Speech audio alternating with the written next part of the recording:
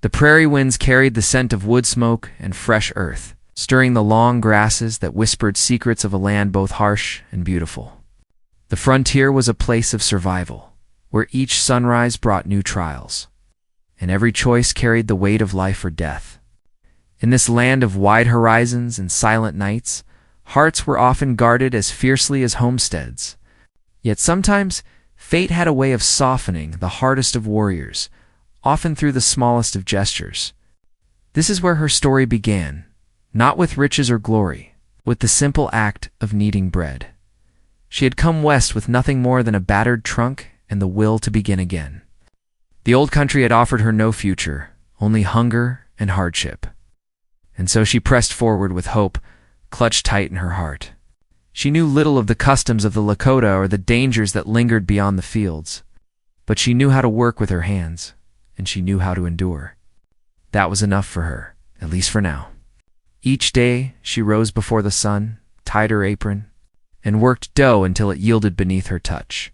Shaping loaves as if shaping her own future, the Lakota warrior came to her first, not for companionship, nor even for kindness, but for bread. His people had their own ways, but he had heard whispers of the woman whose bread was soft and hearty, a rare comfort in a place where food was often plain and survival was the only measure of worth. He was a man of few words, his eyes dark as storm clouds, his presence commanding even when he stood silent. When he came to her door, she did not flinch, though many might have, for there was something steady in his gaze that told her he was not a man to trifle with. But neither was he cruel. He asked her to bake, nothing more. Payment was fair, and she accepted. Their arrangement was simple: she would bake, he would return. Days turned into weeks, and his shadow became familiar across her doorway. Yet it was not the warrior who first bridged the space between them, but his child. The little girl had eyes that sparkled like the morning dew, and a laugh that rang like wind chimes in the summer breeze. Her braids swung as she followed her father, curious, shy at first, but soon bold enough to smile. It was that smile that loosened the woman's guarded heart. One morning, the girl lingered while her father spoke of bread. Her small fingers reached toward the flour, and the woman with a gentle nod lifted her onto a stool. Together they pressed dough, the girl giggling at the stickiness clinging to her hands. The warrior watched, arms crossed, his stern expression unreadable. But in the corner of his mouth, for the briefest flicker of a moment, there was something like a smile. That moment stayed with her long after he left. She found herself waiting for the sound of their footsteps each dawn. The prairie was a place where trust was not easily given. Settlers and tribes lived side by side, sometimes in peace, sometimes in silence, heavy with tension. She knew enough to tread carefully, yet kindness was as natural to her as breathing. Each time the child returned, she offered a lesson: how to shape dough, how to wait with patience as it rose, how to tend the fire until the bread came alive with golden crust. The girl's laughter filled her small cabin, and for a while, it felt as though the walls themselves remembered what it was like to be a home. But kindness has a way of weaving threads stronger than steel. What began as a simple task of baking became something more, something unspoken yet undeniable. The warrior saw how his daughter's eyes lit up in the woman's presence, how her cheeks flushed with joy, how her laughter came more easily. He saw the care in the woman's touch, not just with bread, but with his child, and he knew this was no ordinary woman. A warrior does not claim lightly, nor does he trust without reason, but in her he saw more than a baker. He saw a mother to his daughter, and perhaps, though he would not yet say it aloud, a partner to himself. The townsfolk whispered, as they always did. Some said she was foolish to mingle with the Lakota. Others said she was clever, for the warrior was respected, feared even. But she did not listen. Her world was shaped not by gossip, but by the smile of a little girl and the quiet strength of a man who returned again and again. And though she did not fully understand it, she felt her own heart beginning to shift, to soften, to imagine what might lie beyond her simple life of flour and fire. Yet nothing on the frontier remained simple for long. Whispers of unrest carried on the wind. The balance between settlers and tribes grew uneasy, like a taut rope ready to snap. She knew danger could come as swiftly as a summer storm, and the bond forming between her and the warrior's family might be tested in ways neither of them expected. Still, when she looked into the little girl's eyes, she could not bring herself to pull away. There was too much warmth there, too much life to ignore. One evening, as the sky blazed with hues of crimson and gold, the warrior lingered longer than usual. His daughter played near the hearth, her laughter soft against the crackling fire. The woman felt the air shift as he stepped closer, his presence filling the small space. He spoke little, but his words carried weight, as though each one had been measured carefully before it left his lips. He told her that kindness such as hers did not go unnoticed nor unvalued. His gaze lingered, not with demand, but with quiet certainty, as though he had already made a decision in the silence of his own heart. The woman's breath caught. She was a baker, a stranger in this land, a woman who had come with nothing but hope. And yet here was a man whose world was far different from hers, whose people had lived on this soil for generations, looking at her as though she had been destined to stand in his path. She felt the pull of something larger than herself, something both frightening and exhilarating. For the first time, she wondered if her life was no longer hers alone, but tied to his and to the child who had already claimed a piece of her soul. But fate is rarely gentle. Just as the warmth of that moment settled between them, a distant shout echoed through the night. The warrior's expression hardened, his hand instinctively reaching for the weapon at his side. The child froze, her laughter silenced, and the woman felt the fragile piece of her cabin tremble. Something stirred beyond the door, something that threatened to change everything. She did not yet know what waited in the darkness. But she knew one thing: her life was no longer simple, and the bond she had begun to weave with father and child would soon be tested in ways she could not yet imagine. The sound outside the cabin was sharp, unsettling, and it sent a ripple through the stillness of the evening. The woman's hands trembled slightly as she held the edge of the table, her heart quickening. She had lived long enough on the frontier to know that nights did not bring comfort for everyone. Sometimes they brought danger. The warrior did not move hastily. His every motion was controlled, his eyes narrowing as he listened for what the wind carried. He motioned for his daughter to stay near the fire, and the girl, though young, obeyed without a word. Her wide eyes glancing from her father to the woman, trusting them both.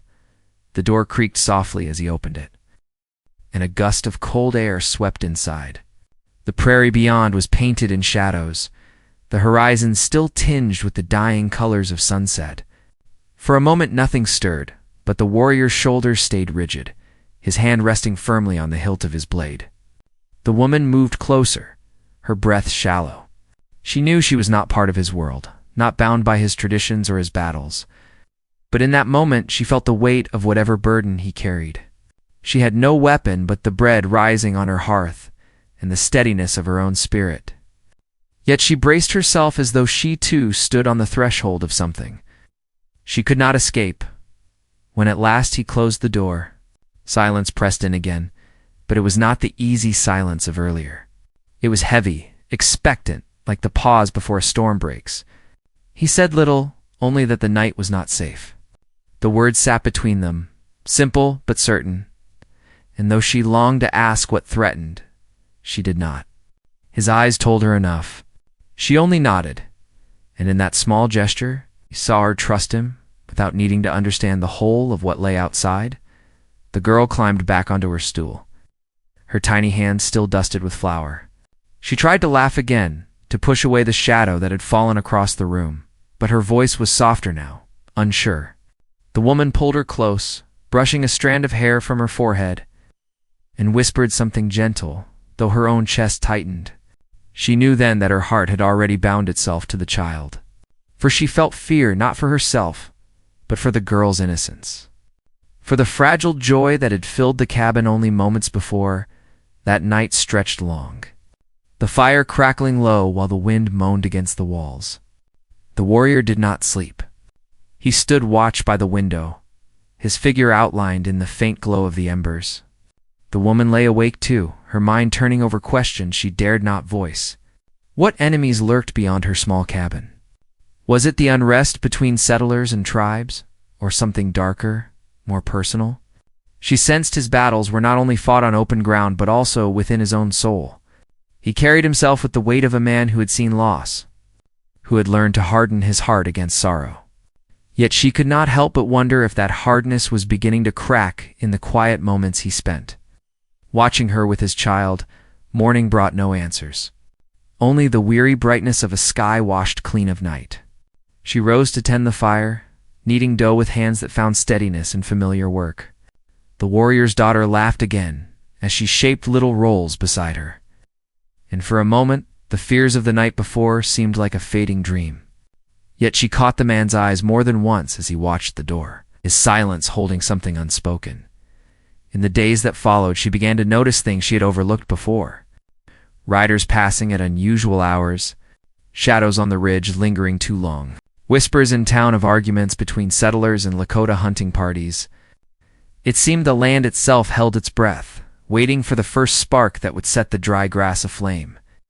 She tried to bury herself in her work, to let the rhythm of baking soothe her thoughts. But she knew her life had become entwined with theirs in a way that could not easily be undone. The warrior came often, sometimes bringing meat to trade, sometimes standing silent while his daughter worked at her side. Each time his presence filled the cabin, steady and commanding, yet with a quietness that unsettled her more than words might have.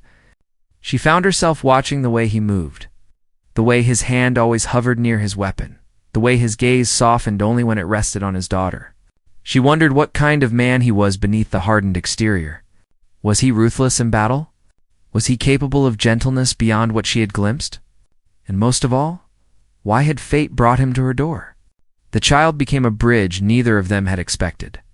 She spoke of her father in small, unguarded ways, revealing pieces of his life. She told how he had once carried her for miles when storms raged, how he carved figures from wood to make her smile, how he spoke to the stars as though they were kin. The woman listened, piecing together a picture of a man far deeper than his silence suggested. Yet she knew also that there were parts of him she would never fully understand, not as an outsider. The gulf between their worlds was wide, and though kindness could build a bridge, the waters beneath were treacherous. The townsfolk did not fail to notice her closeness to him. Whispers grew louder, some spoken to her face, others behind her back. Some warned her to keep her distance, to remember where loyalties lay. Others watched with curiosity, waiting to see what might come of it. She tried to ignore them, but the weight of their eyes pressed upon her shoulders whenever she walked through town. She told herself that bread was neutral, that feeding a man and his child was not a betrayal of anyone. Yet in her heart she knew her connection had grown into something more, something that might not be so easily explained. One afternoon, while the loaves cooled and the girl braided scraps of dough into playful shapes, the warrior lingered longer than usual.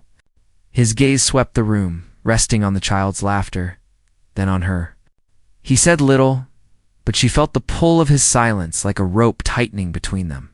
She wanted to speak, to break the quiet, yet her throat tightened with unspoken questions. Did he see her as nothing more than a baker? Or had the bond she felt already taken root in his heart as well? But before she could find the courage to ask, a new sound shattered the fragile peace. Hooves thundered in the distance, not the steady beat of a lone rider, but the rush of many. The warrior's jaw tightened, and he moved to the door in one swift motion. The girl froze, her small hands gripping the edge of the table. The woman felt her chest tighten with dread. Though she did not yet know what approached, the warrior opened the door just enough to peer into the distance. Dust rose along the ridge, riders moving fast, their forms dark against the pale horizon. He did not speak, but his expression was enough. Trouble had come, and it was close. The woman's heart pounded as she clutched the child to her side, her eyes darting between the warrior and the looming dust cloud. She had thought her life would be shaped by bread and quiet resilience. But she saw now that something far greater was at her door, and it was not waiting for her to be ready. The warrior turned to her then, his eyes steady, filled with something that made her breath catch. He did not need to say the words aloud, for she understood. Whatever storm was about to break, she and the child were now part of it. And though she longed to ask what danger they faced, though she yearned for reassurance, the only certainty she felt was that the safety of the girl bound her to him in a way she could no longer deny. The riders drew nearer, their shapes more defined with each heartbeat. The warrior's hand tightened on the doorframe, his other hand hovering near his weapon. The child pressed close, her face buried against the woman's apron, her small body trembling. And in that moment, standing in the quiet tension of the cabin, the woman knew her life had crossed into a place from which there was no return. Whatever future awaited her, it was now tied to the warrior, his child. In the uncertain horizon rushing toward them, the riders came in a hard sweep past the ridge, then split along the creek bank as if they had rehearsed it. Dust followed like a tattered cloak. The warrior watched them the way a hawk watches a snake, reading small signs most people miss. He counted horses, studied the marks on their gear, the way they held their shoulders. Not his own people, not soldiers either. Men who took what they could from a land already wrung dry. The woman did not know all that he knew, but she felt the same warning rise in her chest.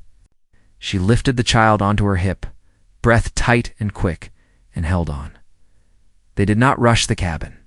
They circled instead, testing like wolves around a fire. The warrior stepped outside and closed the door behind him with slow care. Keeping his body between the strangers and the house, the woman pressed her palm to the wood as if she could steady it. Voices drifted in, muffled, hard to catch, but the tone was clear enough. A question was asked. A demand followed. The warrior's reply was short. Another voice challenged. Hooves shifted. Leather creaked. Steel rang once as if a man was nervous and needed to hear something familiar. The woman set the child down beside the table and handed her a crust to hold, whispering that she should be brave. The girl nodded, chin lifted in a stubborn little way that made the woman's throat ache with pride and fear at the same time. She checked the shutters and damped the stove so the flames would not leap too high. She knew smoke could be a beacon. She had learned countless small lessons from the land. Keep water by the door. Keep the floor swept so feet do not slip. Keep a cool head when tempers heat. When the door opened again, the warrior stood framed by the light. His eyes moved first to the child, then to the woman, then to the hearth. He had the look of a man who has just walked across a thin river of ice and reached the other bank. The riders had left for now. They were not finished. He told the woman they would return at dusk to search for horses they claimed had been run off. He did not say the rest, but the woman heard it anyway. Dusk is when men choose trouble. The warrior asked if she could travel. Her answer rose from a place deeper than fear. She said she would go wherever the child needed her. They left the cabin. Before the shadow of the cottonwood had turned toward the door, the warrior led them along the creek where water smoothed their tracks. The prairie seemed to open its ribs and invite them to hide beneath. They moved through switchgrass, through stands of willow, over ground the woman had never crossed. She felt both small and brave, and that mix held her steady. The child rode part of the way on the warrior's horse and part of the way in the woman's arms. When the girl grew quiet, the woman told a story about bread traveling from hand to hand. A loaf could keep a family together. The girl listened with dark eyes full of trust, and the warrior listened too. Though he kept his gaze on the horizon, by late afternoon they reached a shallow valley where the Lakota camped for winter shelter. Lodges rose like patient hills, smoke curling in the still air. Children ran, a dog barked, women worked hides and stirred pots, old men watched with eyes that missed very little. The woman felt every look on her, some warm, some guarded. She felt the weight of her strange place among them. She was not kin. She had only what she carried in her hands and what she held in. Her heart for a child that was not hers by blood. The warrior spoke with elders in short, careful sentences. From their gestures, the woman gathered that the raiders had made trouble along the river for weeks. The cattle had gone missing, that a trader in town had been paying for rumors like a man pays for nails. Men who profited from quarrels always found a way to hammer wood into wedges. The woman thought then of the faces in town. The shopkeeper who asked too many questions, the deputy who liked to place his boots wide and block a doorway. There were those who would rather see a fire than pay the price of a truce in the camp. She was given a place near the cook fires. She set to work with what she understood best: flour from the trader's sacks, ground corn from the stores of the camp, a pinch of salt, Warm water, patience. She showed the child how to knead with the heel of the hand and fold the dough back on itself. The way a person folds a blanket tight before a long night, women watched. One came to help, then another. The rhythm of work eased the woman's fear. Bread rose even when the world around it swayed. When the first loaves baked on hot stones near the coals, the scent went up sweet and comforting. Men who had carried stern faces all day let their shoulders drop a little, but peace in camp did not quiet the wind. Rumors ran ahead of the riders like coyotes. The trader in town had convinced certain settlers that stolen cattle were hidden in the valley. He pointed toward lodges in a way that looked like truth to men who had not walked the ground. He spoke of a woman baker who had thrown in with a warrior, raising children to hate the town that had fed her. The woman heard of these tales from a young rider who came at twilight with a warning. She felt her stomach go cold. Words can be as dangerous as guns when they carry fear on their back. The warrior sat with the council that night. A small fire burned in the center of the circle, throwing light on faces set with lines earned through long winters. The woman sat apart with the child, near the bread and the pot of stew, listening to the low speech that rose and fell. She had learned enough to understand that pride and patience wrestled there. Some argued to send a party to speak with the settler men before tempers ran wild. Others argued that going out would invite an ambush. The warrior said little, but when he spoke, the circle leaned toward him. He said the raiders were not loyal to any side. He said the camp should prepare to move, but not run. He said a child must sleep without fear. The woman saw the firelight catch in his eyes and knew he meant the child they shared between them, though no promise had been spoken since that night in the cabin.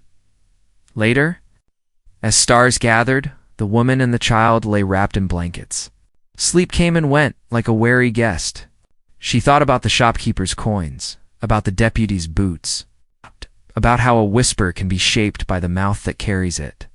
She also thought about the warrior's hands steady on the reins, about how he watched the world as if it were a map only he could read. She wondered what he had lost to make him so careful. She wondered what it would cost him to claim her openly in front of both worlds. She did not yet know if she could carry that cost beside him. Each question turned like a wheel. Morning brought a different kind of tension. A group from the town approached, under a white cloth raised high. They came on wagons as if they meant to talk, but the woman recognized one of the riders near the lead. He was the cousin of the trader who had spread the worst of the stories. A man like that wears peace the way a gambler wears a borrowed coat. Too neat, too new.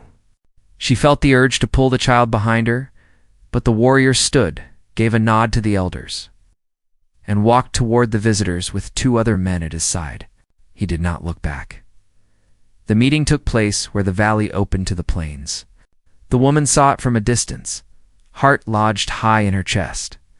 Words floated on the wind. She made out parts only. Lost cattle. Trespass. Payments due. She heard the trader's cousin speak of law as if he owned it. She saw the warrior stand without swaying.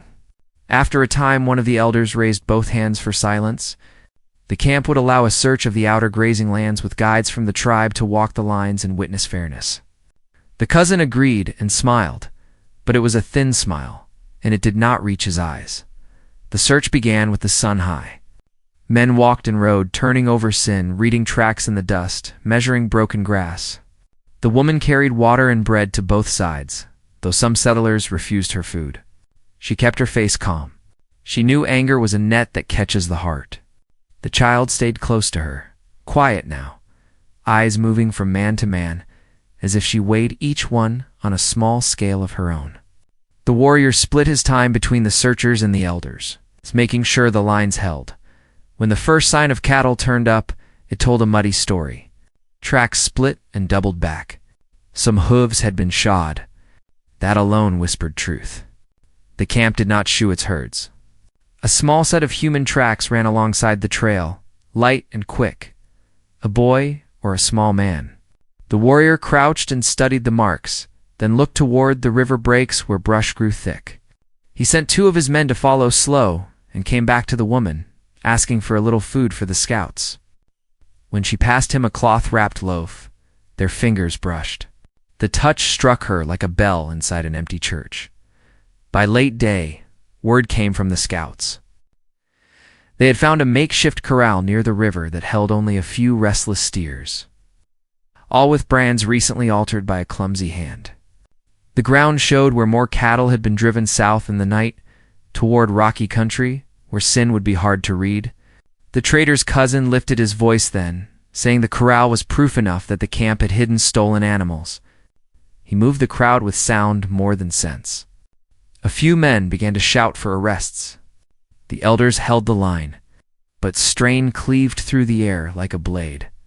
The warrior asked to see the corral himself with both sides present. The cousin tried to refuse, then relented under the weight of eyes watching. When they reached the river breaks, the woman stayed back with the child and the camp women who had come to carry water. From their hill she could see the cattle yard, the rough boards, the ground churned to paste. She also saw a thing the men missed at first: a single boot print near the corner of the corral. The tread had a nick on one edge, shape she had seen before on the floorboards of the trader's store where mud sometimes printed from a customer's heel. She told one of the women beside her, a woman with keen sight and a strong voice. The woman nodded, then called down to the men below in their own language. The warrior turned and followed her pointing hand. When he reached the mark, he bent, studied, then lifted his gaze toward the cousin on the far side of the pen. The air went tight. The cousin laughed too loud, too quick, and called it chance. He said, "Boots or boots?" The warrior did not rise to the bait. He asked calmly to see the cousin's spur. The man shifted his weight, a small move that carried many miles. He refused and returned to talk of law. The men separated then without agreement. The search ended for the day, with the sun sliding toward the cottonwoods. Nothing had been solved. Everyone had learned something they did not want to learn about the others. Back in camp, the woman worked late, shaping more loaves than the camp needed. Work steadied her. She saw how the child hovered near the lodge opening, waiting for a shape she knew. When the warrior finally came, the girl ran to him, and he gathered her with one arm. He stood before the woman a long moment, quiet face bare of any mask. He thanked her for what she had seen on the hillside. He said he would take that thread and follow it. He also said the traders would not leave them be. He spoke of moving the camp north into the cut banks where a canyon could shield them for a while. He spoke of the woman's cabin, of whether it could be watched. He spoke of winter coming fast. It felt to the woman like a list that added up to a single question he had not asked yet. Before he could ask, Aruna came heavy with urgency. A fire had started near the grain shed on the far side of the valley. Men and women bolted toward the glow. Sparks leaped into the dry dusk like angry bees. The warrior handed the child to the woman and ran. The woman followed with the girl weaving at her side. Buckets flew in chains from the creek. The camp worked as one body, dark shapes against a red light. Smoke bit the back of the woman's throat. Ash settled on her sleeves. She kept the child behind a low wall and hauled water until her arms trembled. They beat the fire back to a black smear. But not before grain was lost and tempers raged. In the churned mud by the shed, the warrior found another sign. A torn strip of cloth, dyed the same blue worn by the trader's clerks in town. He held it up in the firelight. The cloth turned black at the edges where heat had kissed it. He closed his fist around it like a man who has just realized the game is not about cattle. It's at all but about pushing people off good ground. Night fell heavy. The camp set watches in a wide ring. Children slept uneasy. Dogs barked at nothing, or at things men could not see. The woman sat with the child wrapped in both their blankets, listening to the small breaths against her collarbone. She thought of the cabin and its neat shelves, the loaf waiting on the hearth that might never be cut. She thought of the town's thin smile. She thought of the warrior's steady hand, and the way his eyes had held hers when he asked if she could travel. She had traveled farther in 2 days than she had in years, and none of it showed on a map. Near midnight, the warrior came to where she sat. He did not speak first. He let the quiet say what it could. Then he told her he would be leaving before dawn to follow the river trail south and find the rest of the herd and the men who drove it. He asked her to stay in camp with the elders, where numbers gave strength. He said the child would be safer at her side than anywhere else. His voice did not waver, but the woman heard the request beneath the request. "Watch over what I cannot watch. Hold what I must leave for a time," she promised. The word felt larger than her body, but it fit. The warrior touched his daughter's hair, then rose and went to prepare. The woman did not sleep. She watched the stars and thought of vows that are not spoken before a preacher, but before a sky that remembers. At first light, the warrior swung into the saddle. He looked once at the woman, tipped his chin, and rode out with 2 men beside him, their shapes shrinking to dark stitches on the rim of the world. By noon, a messenger came from town with a new claim. The deputy had signed a notice saying any outsider aiding the tribe would be held for questioning if found. Within a mile of the river road, the message was meant to scare. It did something else. It pinned the woman between 2 worlds with a needle that cut through skin and cloth alike. She understood now that choosing bread and kindness had turned into choosing sides, even if she had tried to avoid it. As the sun leaned west, a storm built on the far horizon, towering and black. The camp prepared for rain and for trouble, knowing both might break at once. The child stood with the woman under the awning of the lodge, watching the line of sky turn strange. The girl asked when her father would return. The woman said soon, though she could not promise it. Lightning walked its slow feet across the plains. Thunder rolled as if the world itself were shifting on old bones. A rider burst into camp from the north line, soaked and breathless. He shouted that he had seen lanterns near the river road and men moving under the trees with sacks and ropes. He said they were close to the old ford where tracks vanish in the gravel. He said there were more than he could count. The elders gathered in a tight knot. The woman took the child's hand and felt, with crushing clarity, how slight that hand was against her own. The storm wind reached them then, sudden and cold, snapping the lodge skins and dragging smoke sideways. Somewhere far off, a single shot cracked like a branch breaking under too much snow. The woman felt it in her ribs. The camp surged toward the northern path. But the elders held them back with stern hands and quiet words. "Wait, listen. Measure." The woman stood with the child under the heaving sky and stared into the dark distance where the warrior had ridden. The wind tore at her hair, and the world narrowed to a single hard truth. Something was coming up that path, and she could not tell if it was rescue or ruin. The storm broke across the valley with a force that seemed meant to tear the world open. Sheets of rain swept sideways, stinging the skin like thrown gravel. The wind howled through the lodges and bent the cottonwoods until their branches groaned. Thunder crashed so close, it made the ground tremble beneath their feet. The woman held the child against her chest, both wrapped in a soaked blanket that offered little warmth. Around them, the camp fought to hold fast, hammering down stakes, tying hides, and shouting over the roar of water. Yet even in the storm, there was a sharper fear. Lanterns on the northern road flickered like watching eyes, and the messenger's words still hung in the air. Men moving under trees with sacks and ropes, a plan unfolding in the dark. The warrior was gone to the south, chasing cattle thieves and truth. His absence pressed on the woman heavier than the rain. She tried not to let the child see it, but every flash of lightning lit her face with a worry she could not hide. The girl asked questions in a small voice. Was her father safe? Would he come back soon? Why were men hiding by the river with lanterns?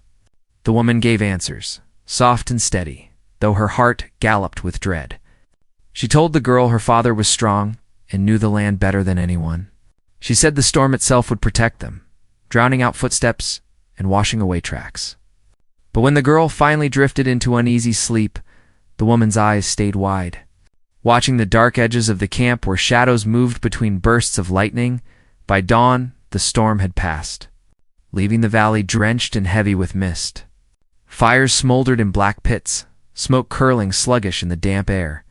The camp was quiet, too quiet, as if every voice feared to break the fragile silence. Then a cry went up from the north watch. Riders. The woman's stomach twisted. She clutched the child's hand and hurried toward the others gathering near the edge of the camp. Through the thinning fog, shapes emerged, horses slick with rain, men hunched in saddles. Not the warrior. Not his men. Settlers. The deputy rode among them, hat-low rifle across his lap. Beside him rode the trader's cousin, his smile cold and stretched thin. Behind them came wagons covered with tarps that bulged in strange shapes. The elders stepped forward, calm but firm, hands raised in peace. The deputy announced he carried a writ from the town council. He claimed stolen cattle had been found near the valley. He claimed grain had been burned to cover the theft. He spoke of law and order as if he were the voice of it. The cousin added words sharper than knives. He called the camp thieves. He called the warrior a danger. He pointed at the woman and said she was proof, a settler woman turned against her own people. His words spread like fire in dry grass. Some of the settlers shouted for arrests. Some demanded the camp be broken and driven out. The woman felt every eye turn on her, hot and heavy. She gripped the child tighter, knowing her place had become the line they all stood on. The elders argued back with measured voices. They told of raiders who worked for no people but themselves, who sold cattle and burned stores to stir war. They said the camp had offered bread and shelter, not theft. The deputy listened with a face carved from stone. His men shifted restlessly, hands near triggers. The cousin kept pressing, eyes bright with malice. When he demanded the camp hand over the woman and the child, the ground seemed to tilt beneath her. She could not breathe for a moment. She saw the child's face lift to hers. Confusion and fear mingled. She shook her head fiercely, whispering that she would not leave her. Not ever. The standoff stretched as the sun climbed higher. Then a voice rang from the southern path, rough and strained but clear. The warrior. He rode into the valley with his 2 men beside him, horses lathered, eyes sharp as flint. The camp parted to let him through, and the settlers turned to face him. He swung down, pulled a bundle from his saddle, and threw it on the wet ground before the deputy. The bundle broke open, spilling strips of hide cut from stolen cattle, brands half-burned and clumsy. He spoke then, voice low but carrying. He said he had followed the herd south and found proof of the raider's hand. He said the trail led not to the camp, but to men who sold their work to the highest bidder.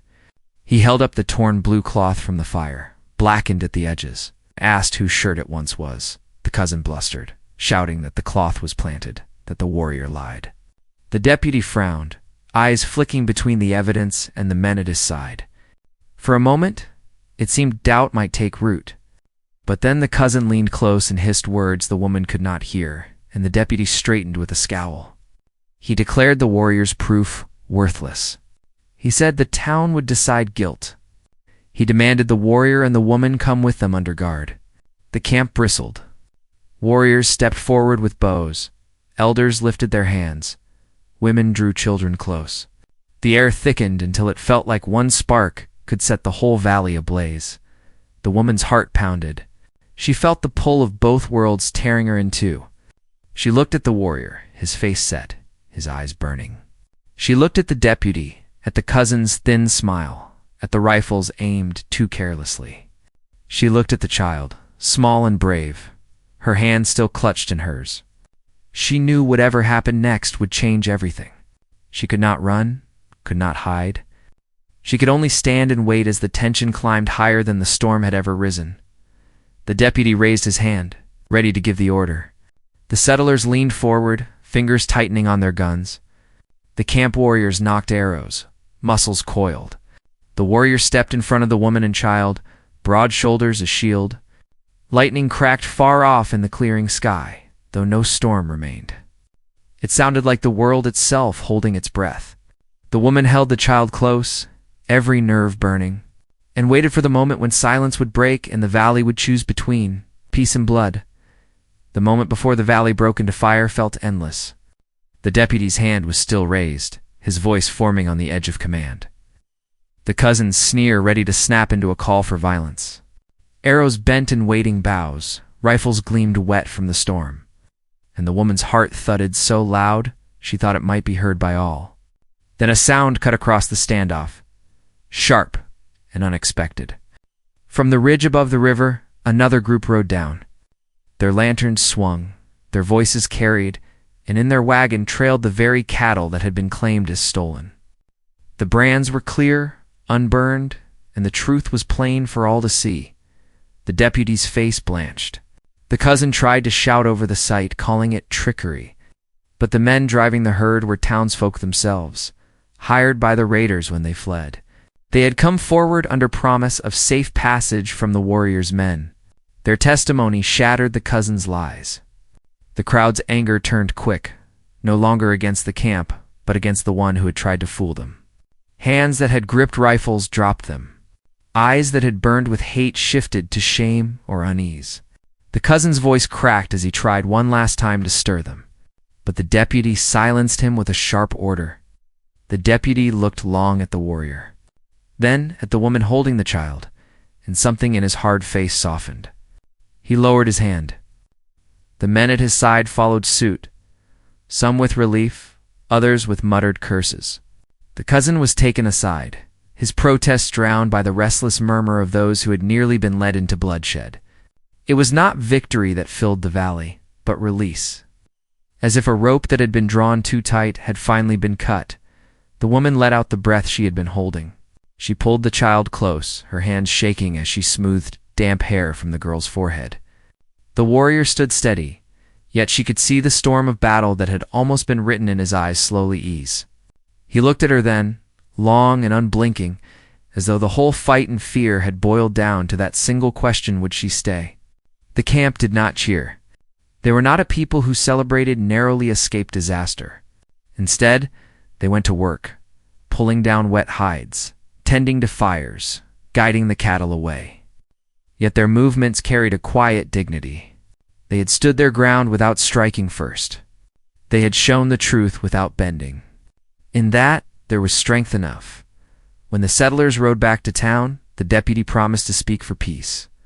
Whether his words would hold, no one could yet know, but the worst had been averted.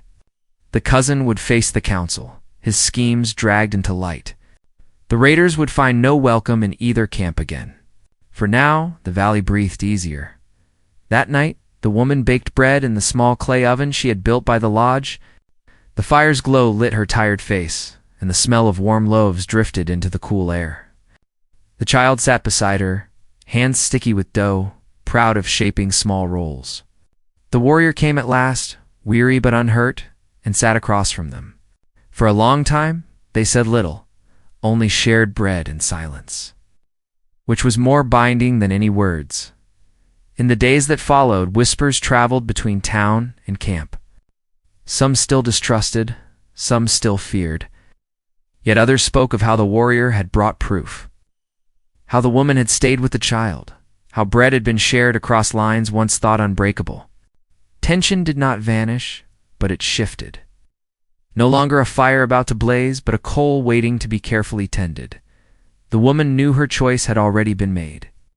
Though no vows had been spoken, she had been hired once only to bake. Yet her heart had been claimed not by work, but by the kindness she gave freely and the bonds that had grown. The child clung to her hand each morning and sought her voice at night. The warrior, though few of his words were spoken, his gaze tell the truth. She belonged, and he would fight to keep her safe. Seasons turned, as they always must. Grass rose green again in the valley. Wildflowers spread bright across the hills, and the river swelled clear and strong. Settlers in the Lakota watched one another still, but with less hunger for conflict and more room for wary respect.